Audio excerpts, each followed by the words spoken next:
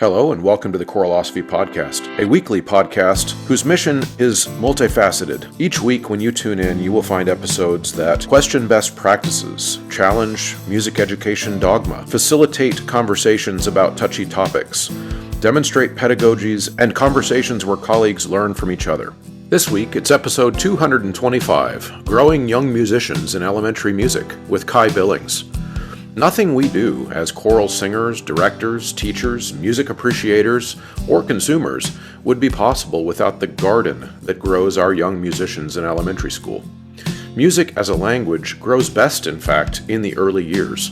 So let's water that garden. This week, elementary general music and choir director Chy Billings from Olathe, Kansas joins me in my home studio for a lively discussion about our primary constituency, the elementary school music student. Why do we teach music to kids in elementary school? The idea of a feeder program may miss the point.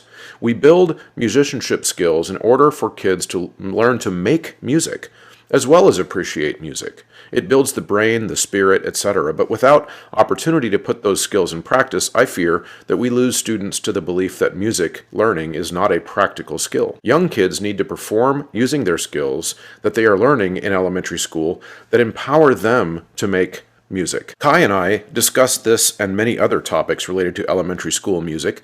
We discussed the building blocks to establish musicality, musicianship, and music literacy in the elementary music classroom. That incorporates how musicianship and literacy are addressed. We also touched the tricky topic of transferring skills into the middle school and high school ensembles. And the reason that's tricky is because of this feeder program idea. So we discussed that. So stick around, this one's packed. So tune in and have your thinking stimulated and challenged.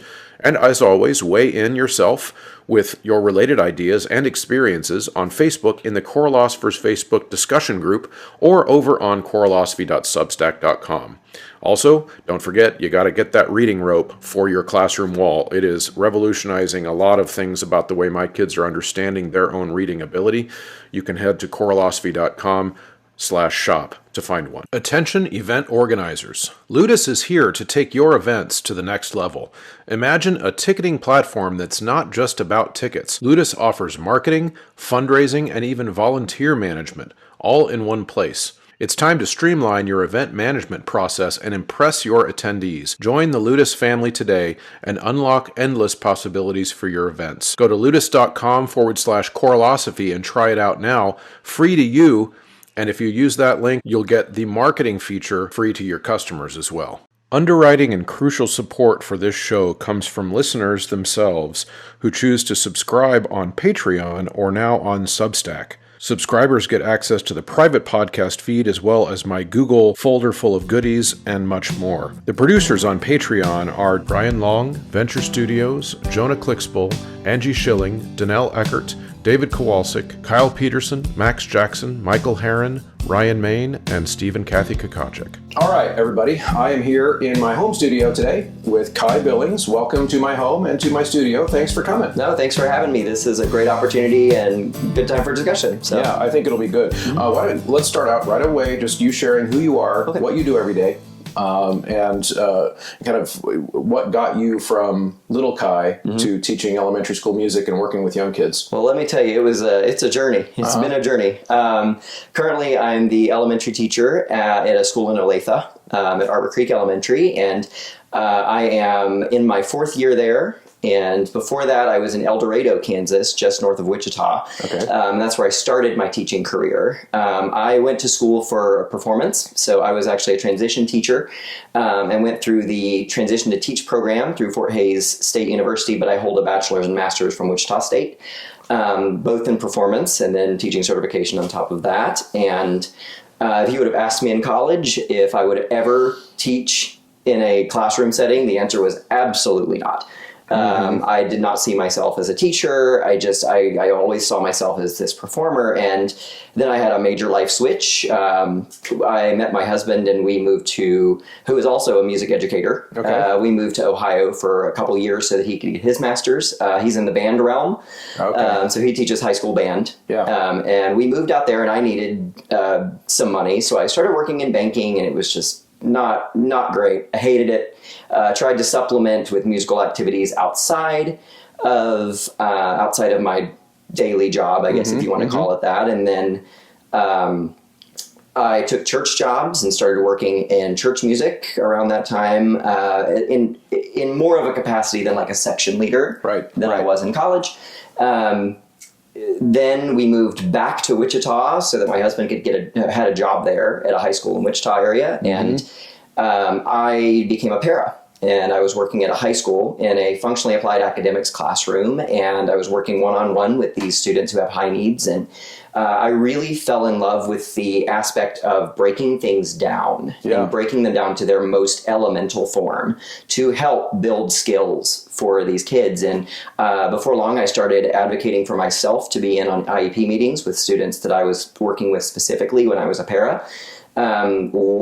Absolutely loved every minute of that. And I had two great teachers in that classroom who inspired me. And then I was singing in a barbershop chorus, the S'mores chorus down in Wichita. And my first principal was a man that I sang with in that ensemble because they were looking for a music teacher. And that's nice. Yeah. It's nice when we have administrators who do music as well. Oh my gosh. That makes a huge difference. Absolutely. And so he was extremely supportive. He knew that he gave me an opportunity. He gave me a chance to go to school and learn more about what this would entail. And I saw one elementary classroom before having my own program. So kind of a thrown to the wolves situation. And I learned from other teachers, some great teachers, even in this area that I took my level 1 from, Jennifer Donovan.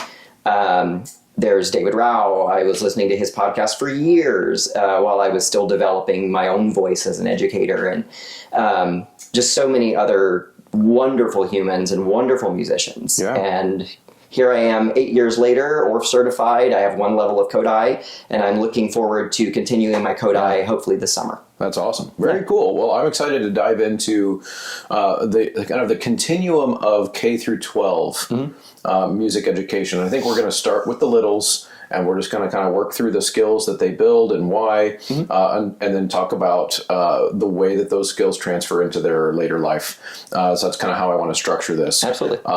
Chy, why do we teach little kids musicianship skills? What's the point? This. Well, when you're building musicianship skill, so backing it up, in my opinion, we are all inherently musical. We are making sounds. We are processing sound at infancy. I mean, there's that auditory processing piece, and it's being able to differentiate between one person's voice and another person's voice, aka timbre. And with my littles, I've taught pre-K at my previous building, but I'm sad that I don't have pre-K now, but because I do miss it. But in those really early years, in those developmental years, being able to identify different sounds is a step in the right direction towards being able to match pitch. And in their growth and development, and that's one of the things I do with my kindergartners is we talk about timbre. We talk about how everything has its own unique voice, right? And instruments are the same. People are the same. It's the same reason why, when you call your grandma, that's grandma's voice on the phone and not someone else's. So and you also know what mood grandma's in. Correct.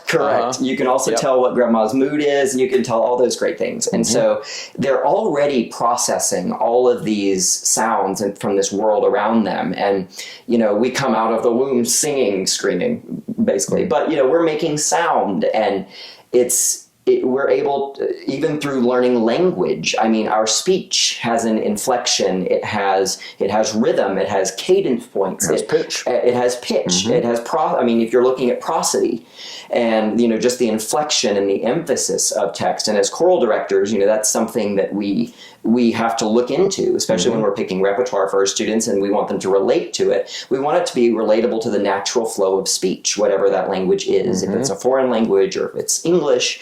But of course, we're more familiar with English. And so starting with as an elementary educator, I kind of see myself as I get to take all of these things that they have heard in this musical library that they have, and now I get to label it. But first, we're going to have fun with it. First, we're going to just experiment and explore, and we're going to have fun labeling some sounds. And before you know it, they're accruing a library. They're a Rolodex. in their mind. Now, I think of that.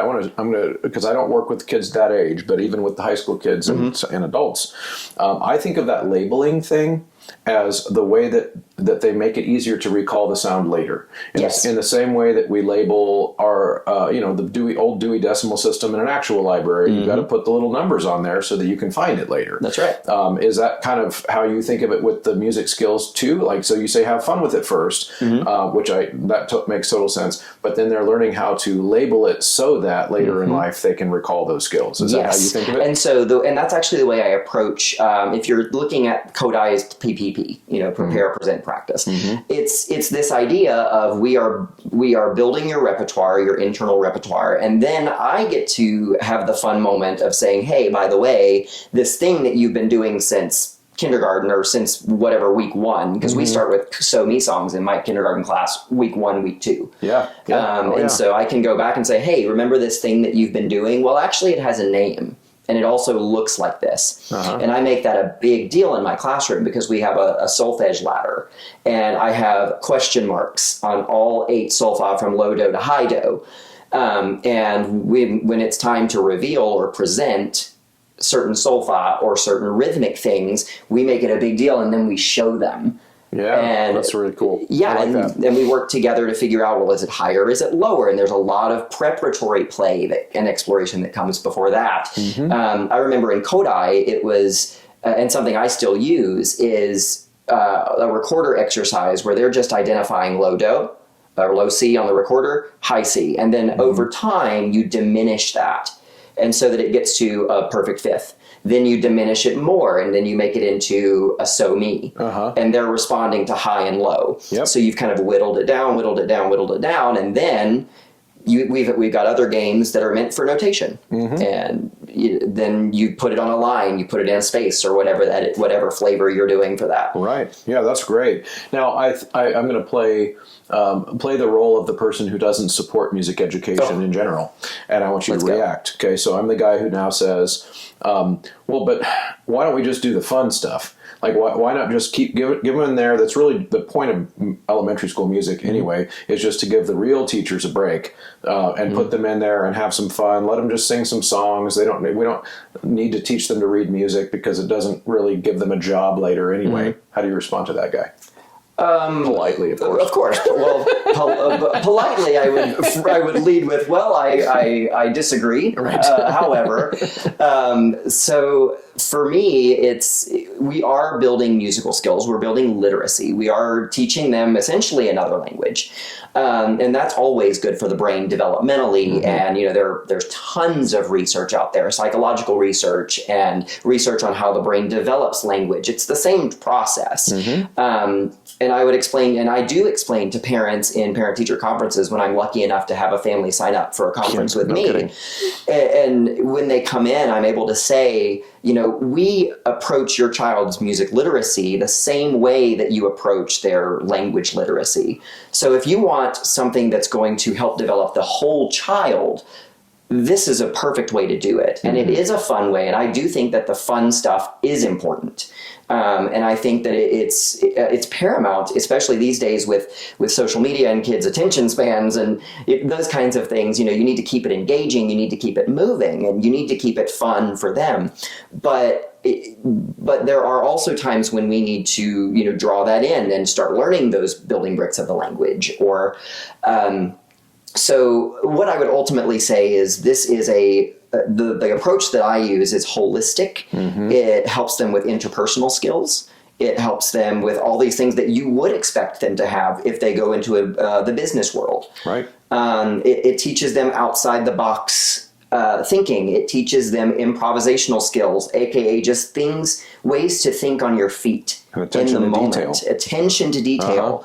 All of those things are skills that I think music is the perfect vehicle for teaching. I don't know if I could ever prove this, but it feels like sometimes that character that I played for that role sees the fun we have in music, and sees that, and that almost triggers a bias to where, well, school, if it's hard and then therefore meaningful, it shouldn't be fun, because then they picture science class, they picture math class, and you're sitting and scrunching your brow and trying to figure out some complicated, and I think so some people see the fun almost as negating the value. Sure.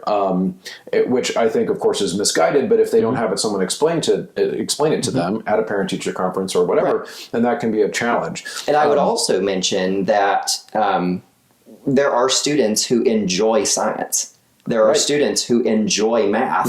It's the same in my content area. Right. Absolutely. They can still find enjoyment. And I have students that I know that music is not their quote unquote thing, but they come to my class and they give their best. Yeah. Which I was just, talking about a particular student of mine with my student teacher right now. I was like, this kid comes to class. I know that this is a sports driven kid.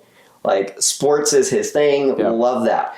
But when he comes to music, he's ready to learn, and he is on track in terms of, my data and the portion that I'm doing, the assessing that I'm doing. He's on track. Yeah. So even though, a kid may not like science, but they love music, that doesn't take away that they're learning less in science or learning less in music. As long as they're giving their best, they're still learning. Yeah, and one of my passions is the idea, actually, that you don't have to be a sports or a music kid.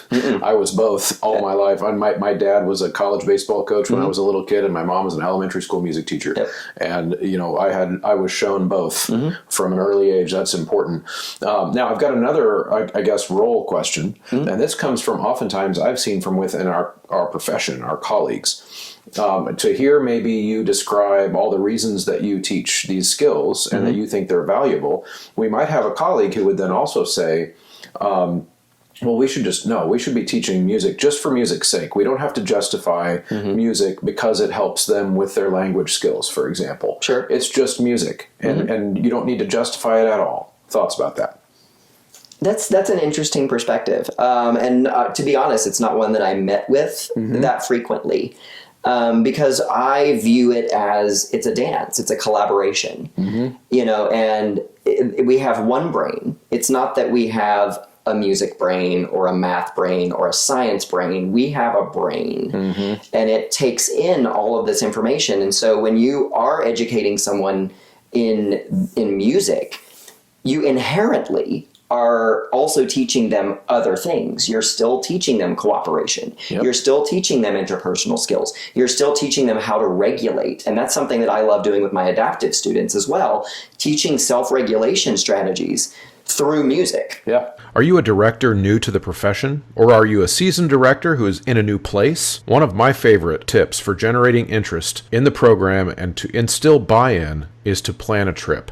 There are so many options. You can go to Orlando, you can go to Ireland, or you can perform in a parade or a theme park. You can even take the stage at Carnegie Hall in New York. Wherever you end up, not only will your current crew look forward to the trip, but younger students will count the days until it's their turn to go. If you have no idea where to start, connect with Kaleidoscope Adventures at mykatrip.com.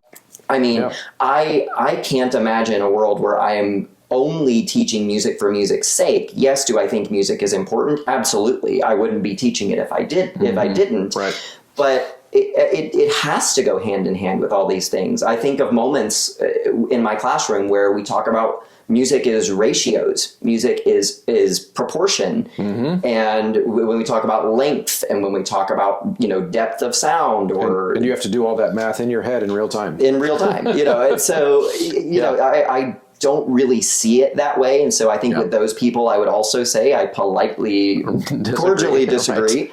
Right. Because they all go hand in hand, but music is one of those common threads through all. In my experience, in all other subject areas. Did you happen to come across the controversy recently of the Scholastic article? Yes, I did. All the music teachers. So I was wondering if that's where it stems from. Because I saw a lot of music teachers arguing on those grounds, which is that no, we don't have to justify music education. It is. Music for music's sake, and I saw that's where I come across that type of opinion. My problem with it, of course, is that makes a really big assumption that as a music educator who supports public school education, in particular in the United States, I'm not comfortable assuming that everyone in our community without our advocacy as the experts to explain why it's good for their kids, Right. They would just know that. So if we say, I shouldn't have to justify it, then you are assuming that everyone else already knows. And yes. we don't. Like, everyone else doesn't know, which is why we have to fight these battles. Yes. And when we fight those battles, we should be armed with how it benefits your kid's brain, but also how it benefits your kid's spirit and character and all those things, the soft skills, the heart of the matter. About. Yeah, right. So I think those things are really important. How do you feel about jumping into some nuts and bolts? Let's go. Okay. So when you are working with your youngest kids, which are now, you said, is kindergarten, because you no longer do pre-K. I do not. Am I tracking that? Okay. So you've got kindergartners, and then you've got them, I'm assuming, for multiple years over the course of the time that they're in your elementary school. How many minutes per week are you seeing them? 60 minutes. I have all of my classes, all of my grades for 60 minutes, once per 4-day rotation. Okay. So could be 60 or 120, depending on the week. Right. Got it. Okay. And we just went down this year from 5-day rotation to 4-day. So that's good. That's more, right? Okay. More time. I'm not great at math. Okay. So the reason I ask is because what I'm curious about first, in terms of like the nuts and bolts of what you do with your kids and why, is what are you hoping that even the least musically interested kid, or maybe the kid with the least musical aptitude naturally, is able to do after they've been in your class for 4 or 5 years? Like, how do you think of the crucial skills, considering you don't get to see them every day? And so what are you aiming at with them? I mean, I hate to sound cliche, but it really is about instilling for me a love of music, and not just a love, but I think under the umbrella of love can be the word appreciation.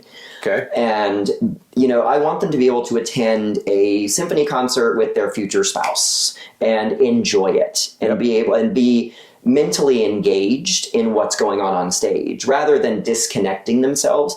I want them to feel a connection to music. It may not be strong, but I want them to have a connection, and I want them to be able to, even if they're sitting in a car, be able to pick out, verse, chorus, refrain, that's a bridge, that's something different, and that's musical form. Have them be able to analyze. If we're looking at taxonomy, that's analytical. I want them to be able to engage with music around them in a way that is informed.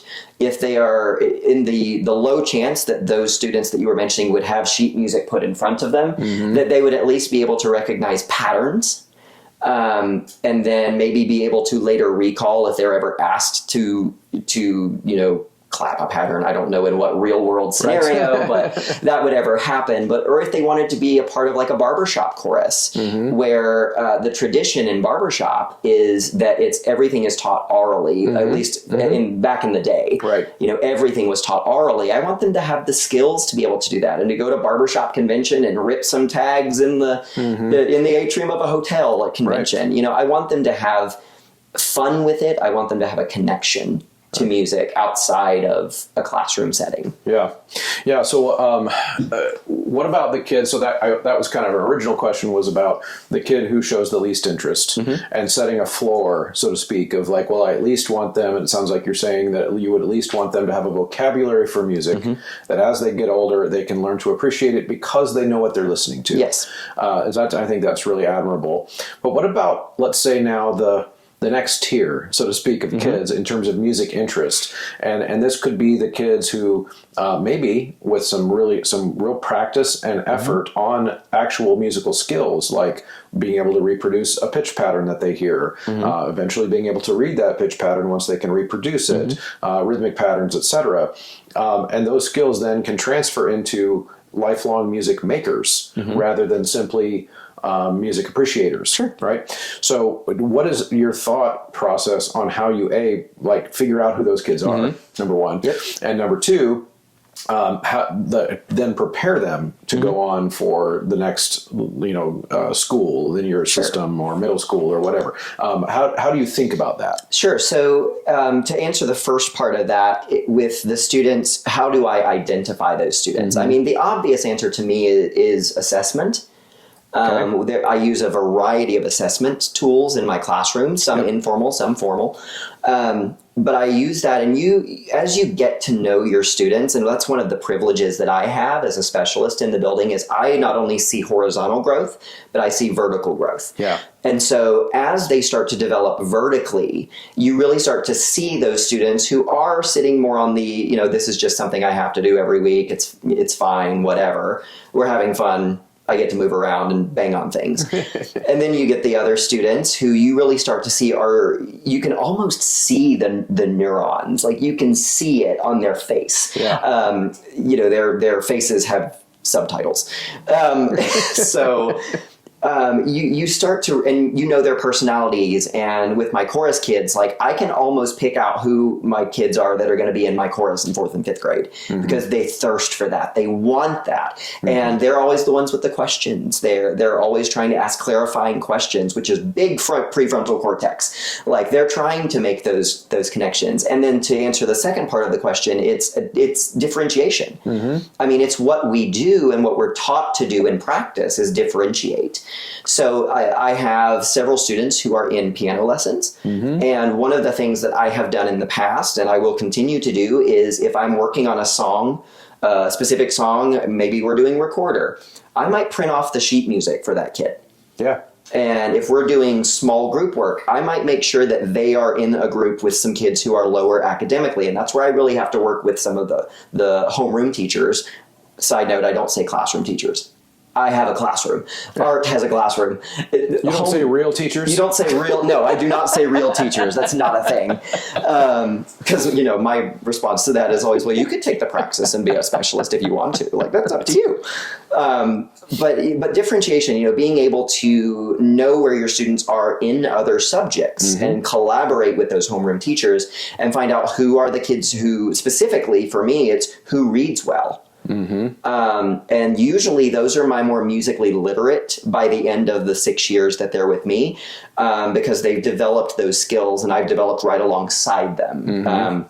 But it really boils down to differentiation. Is there another way I can break this down for an age appropriate level? And again, it's like when I was a para, it's breaking it down to its most elemental, and then using building bricks, both rhythmic building bricks, melodic building bricks from the Orff philosophy, but also setting those foundational skills so that when I need to differentiate, I can do that on the fly as well. If we're doing something again with recorder, because it's on my mind right now, I can have some students who are working on steady airflow and making sure that the air is not leaking out of their instrument and making it squeak. They can be on a perfect fifth.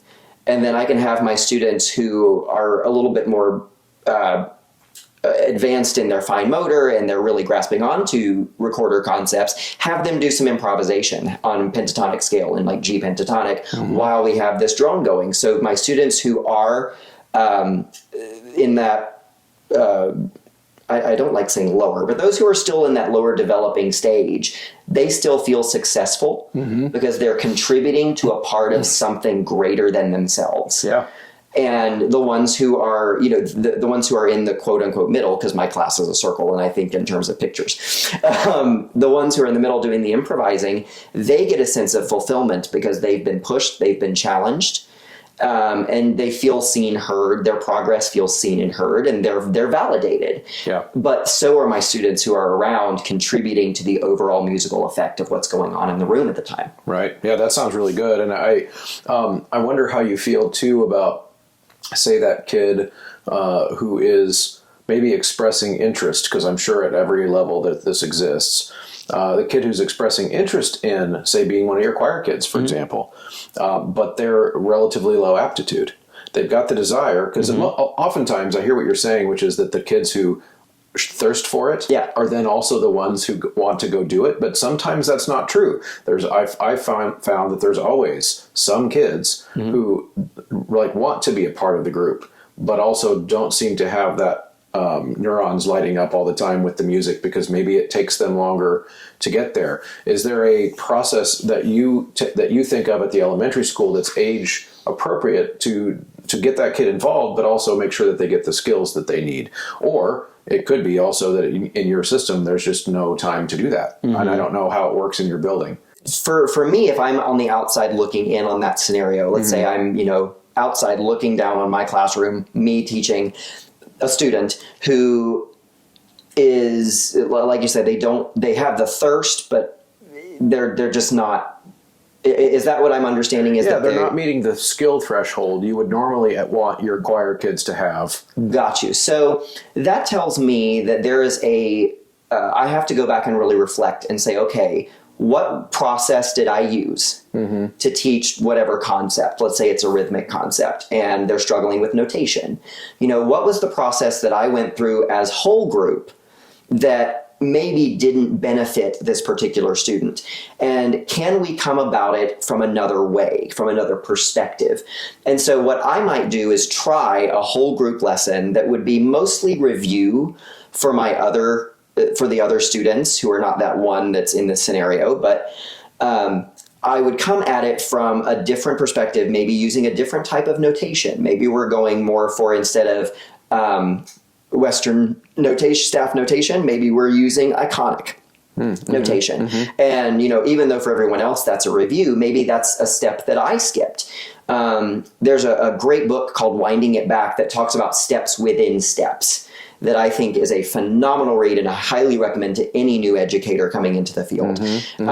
Because that book allowed me and opened the doors for me to be able to reflect on my own practices, but not only say, okay, is little Johnny matching pitch? Instead of just yes or no, if the answer is no, what are the possible reasons why little Johnny's not matching pitch? And then it goes down and says, well, is Johnny able to identify when I'm in head voice and when I'm in chest voice, yes or no?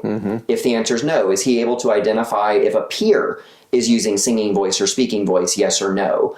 And then you go down this long list of, the very last one is there potentially vocal damage that they need to see a medical professional about?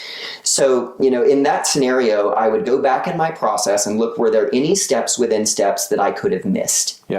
In that process, and because that could be the step that benefits that child to connect those things that they're missing. The reason I asked that question is because one of the things that I've been thinking about a lot lately is this kind of, and I don't know if this applies in your world or not, but I see it a lot around the country. It's just kind of the perverse incentives that elementary school teachers are placed within systemically because you get so little time with the kids.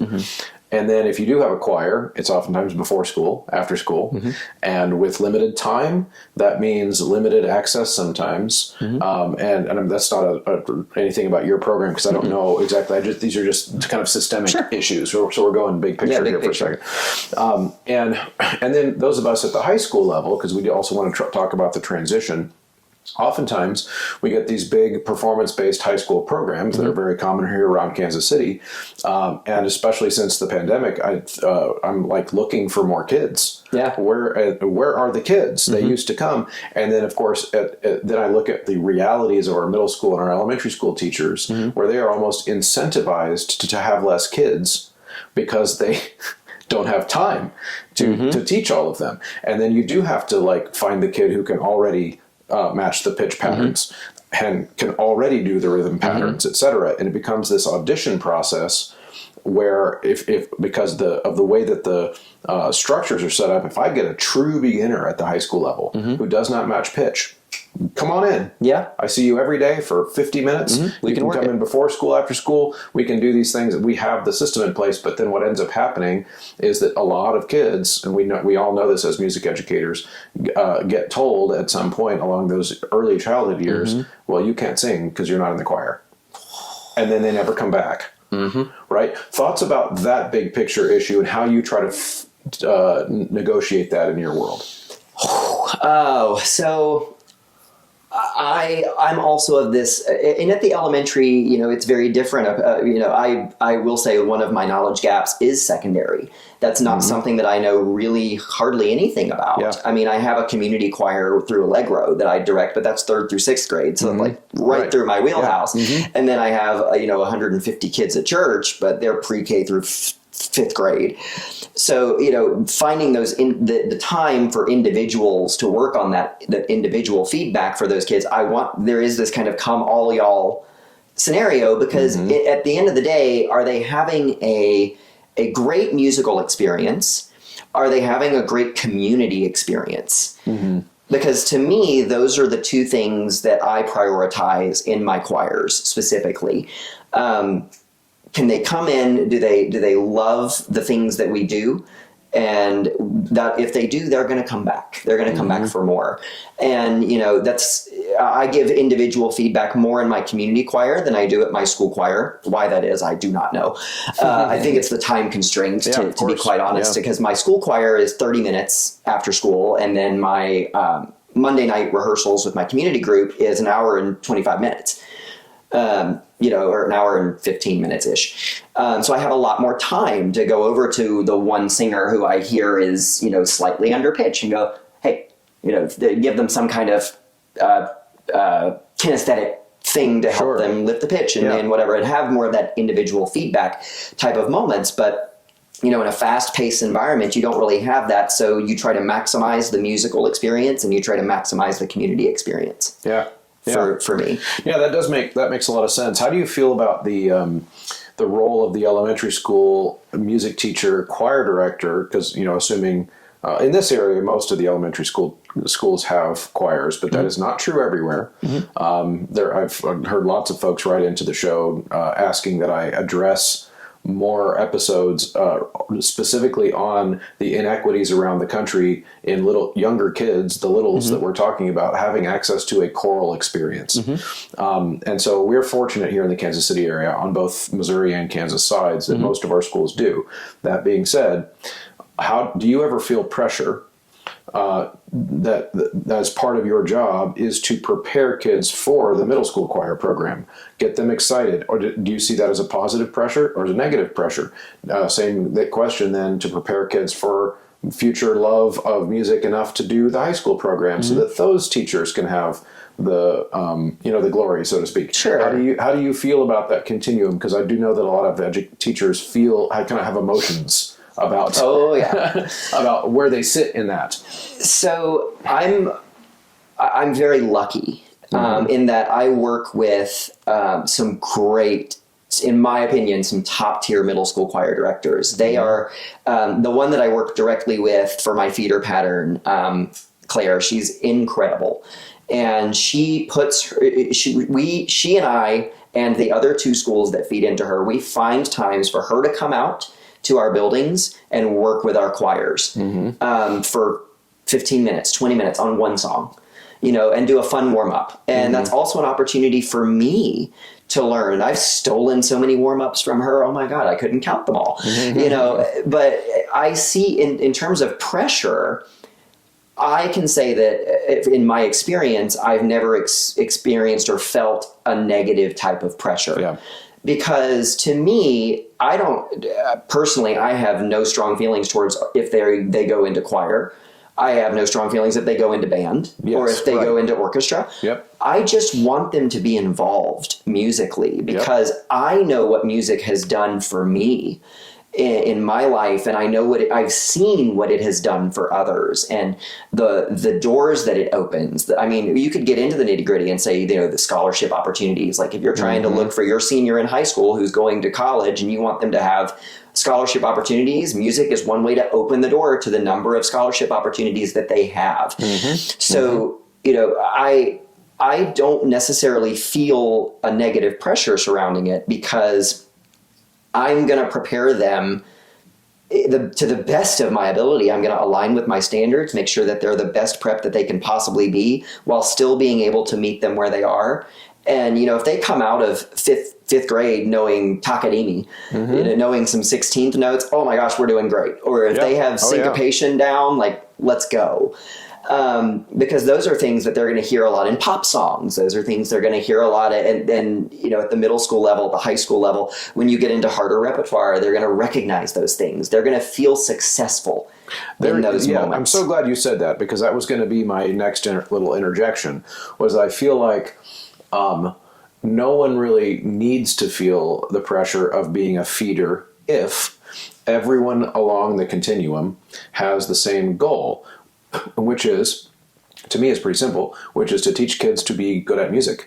Because, excuse me, ultimately, kids, there are not 100% of the time. Sometimes you do get kids who are really, really good and still quit because they've got some other thing that maybe they're also really good at, and they have to choose time, or they have a negative influence at home that says music's for losers or whatever. That does it's happen. Not a real career. Right. But for the most part, kids, when they start feeling successful, which is what you said, then they say, oh, I want to do more of that. Because kids like feeling good at stuff. Well, and what happens in the brain in those moments? Dopamine. Yes. You are now on a biological level reinforcing that success is great. Yeah. And if you're feeling successful, it feels good. They seek it. They crave it. So set them up for success. Right. And whatever that looks like to them. Yeah, absolutely. And it takes me back to kind of the beginning of our conversation where, we were talking about the idea of, why do we teach music, and then the fun part versus the hard part, AKA the brain part. Right. Because becoming really good at anything, linguistically, kinesthetically, et cetera, takes practice. Right. And practice can be frustrating, especially because there's almost always going to be a whole bunch of wrongs before there's a right, right?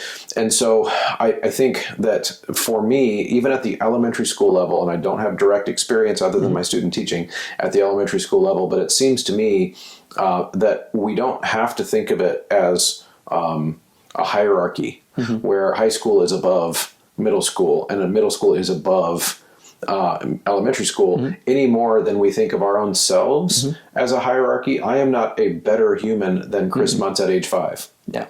I'm more experienced. I'm wiser. I've learned a lot of lessons about that, but I'm the same person. It's that kind of an idea. And I think in our music education continuum, we could think of it that way too, which is that it's all of our jobs to make kids feel successful at the music they do.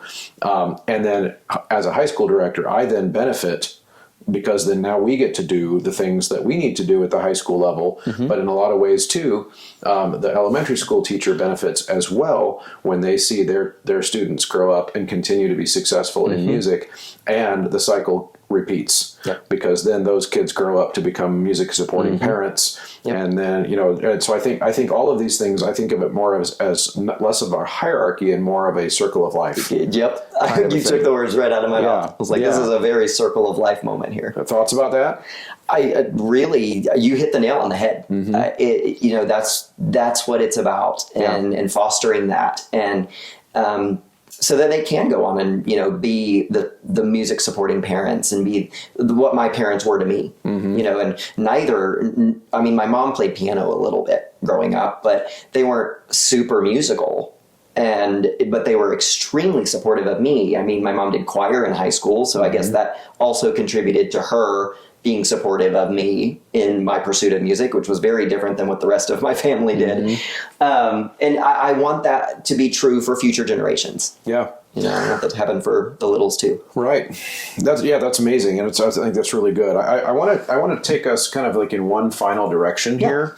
And that is how you approach at your end of the circle of life, or your part of the wheel, so to speak, with literacy specifically. What your goals are for them at their various ages. And also, since you mentioned Kodai stuff, in what ways do you use some of those pattern training concepts? And can you recognize the pattern orally? Can you reproduce the pattern physically? Can you then see it on notation and recognize that that's what that is? How do you scaffold that? Sure. So would you like specifics on like lessons, or if you have examples, that'd be great. Examples? Yeah. Sure. So if we're talking, just for the sake of time, I don't want to keep you here all day, but a rhythmic concept and a melodic concept, for example. So kindergarten in my school, and this varies among some of the master teachers even that I've studied under. I do present one sound on one beat, two sounds on one beat. I use children's literature to do that. There's a great book called Orange Pear, Apple Bear. And it's a board book, and I go through it and of course read it dramatically and sillily and all those great things. Sillily. And we have fun with it. And then we take those concepts, and so I'm from a Kodai brain, I'm preparing ta and tati, right? And I remember this vividly from when I first started teaching. I stole this from KMEA. I went to a conference and I saw this woman say, well, what if orange looked like this? And she just put 2 beamed eighth notes on the board. My mind was blown. And then she goes, what if pear looked like this? And here I am going, oh my God, these kids are reading. Yeah. They are now reading notation. I use that every year for Tati. And of course, there are other activities we do as well to just prepare that for that presentation moment. And then for me, then in kindergarten, now we can take this concept that we've labeled. And for me, the ORF piece is the practice piece of Kodai. So now you have the concept, we've labeled the concept, now we get to create with it. Now we get to figure out its function in an ensemble setting. So now how can this function? Let's mix them and match them. And that's improvisation for them. If they're not making a concrete decision, it's improvisation. The minute they make a decision, that's creation, that's composition. Now they can repeat it. Now we're composing using the concept. You can do the same with melodic concepts. If you're a Feyerabend person, do, re, mi. If you're a Kodai person, start with so, mi, which is what I prefer usually. So kindergarten, we are establishing those things first. We get so, mi is the big one, and ta and tati. If we get to it, rest. Great. We deal with silence and music. We also experiment in the lower grades with musicality. We try different meters. We expose them. I kind of feel kindergarten is exposure time. We want them to love coming to the classroom. We want them to love the songs and the literature that we choose for them. We want them to love the activities that we plan for them, because then they're going to want more. And, so laying the foundations for dynamics, laying the foundations, the musical opposites, loud and soft, high and low, staccato, legato, all of those foundations we set in kindergarten. Yeah. First grade, we come up and we got half notes now. We need to start looking for rep for half notes. So now we're starting doing the half note thing. And that's kind of complicated because that's subdivision, but on a larger scale. So, essentially we're teaching them to subdivide, and all of this. So then third grade comes along and we're starting canonic imitation, teaching them how to be more independent musicians, because I feel that in canon, and I use canons a lot in my classroom, that builds independence. Can you hold your part while something completely different is going on? Yeah. That lays the foundation for part singing or playing your own part in a band or an ensemble. So third grade, we really get into those kinds of things for building the individual musician. Right. You start doing more composition things with rhythmic building blocks or melodic building blocks. And so they're getting tastes of these before. Then you get into fourth grade, where we get into more syncopa, or tit-ta-ti if you're a Kodai brain. By the end of fourth grade, we know a hexaton, ideally. I've gotten to pentaton in third grade in terms of do, re, mi, so, la. Just presented fa last week to my fourth graders. And my fifth graders, it's more about creation. That's kind of what I foster in my fifth graders is, can we take all of these things and build something incredible out of it? Yeah. And, if they need reminders along the way of some of the building bricks that I've laid for them in the past, sure. So, okay, yeah, that's all great. I wonder now, so I love that you did grade level for us to kind of understand. So, because I've never taught elementary school, this would be a question that will probably sound dumb. Yeah. But let's say you've got fifth graders and they've learned all these things, but they've learned, do, re in kindergarten, and then they learned half notes or, in another grade. Sure. Are you simply giving them music each year and repertoire and classroom activities that are incorporating everything that came before? Bingo. Okay, so It's not like, all right, kids, next week we will learn whole notes, and then all we will do is whole notes. You're bringing in a new thing to add to everything else that's come before. Okay. It's like because now if you're talking the present stage, here, now let's analyze. Again, we're getting into the analytical. If we were to notate this out, what would it look like, using stick notation or Western notation or whatever you're using? But then there's this mystery. Again, there's this idea of, ooh, there's more. But wait, there's more. Because we all love the selling point. And so, there's this one that we don't know yet. And then the audible gasp. Well, then what is it? And then, we go over, we label it. So I guess I don't know that answered your question, but I mean, No, it does. We're incorporating all of those things, and they should be. And this isn't the case for my kids, every year. But ideally, they should be able to orally identify certain things, certain concepts, rhythmic concepts, melodic concepts, and that's all built through practice, which can look so many different ways. And that's one of the things I love about the elementary realm is that, when we were in college and we were practicing in a practice room, it was very drill and kill. Yeah. I'm going to get this note, and, it's usually the high notes, right? And so for me, what I love is the creative aspect of how can we continue to practice these and add a layer of novelty each time to keep the engagement. Right. I love the idea of novelty and being able to incorporate that into practicing concepts that are already known or already been taught. Now, what's your experience so far, 4 years into, I think you said 4 years teaching so far, right? 8 years total, but 4 years at my current building. Got it. Yeah, okay, so that's even better. Because what I'm curious about is all these concepts that you're teaching kids, K through 5, K through 6, whatever it is, are you getting a sense from the high school teachers that you work with, middle school teachers, what things are they remembering when they get there? Versus what types of things fall out of their mind? I wish I had a great answer for that, but I haven't had too many in-depth conversations with my feeders about, what are things they remember, or what I do have to rely on are my middle school students who live in the neighborhood where my school is, who still come and visit me. They still want to come and say hi. It's those things. And, I have a couple students in particular that come and see me when I have car line duty, Right. And I even though the teachers are, I haven't had a chance or the opportunity to talk to them about those experiences, I am able to tell that there's been a positive impact, and that, the work that I and my colleagues in the elementary realm are doing is good work. Yeah. And so vital for them.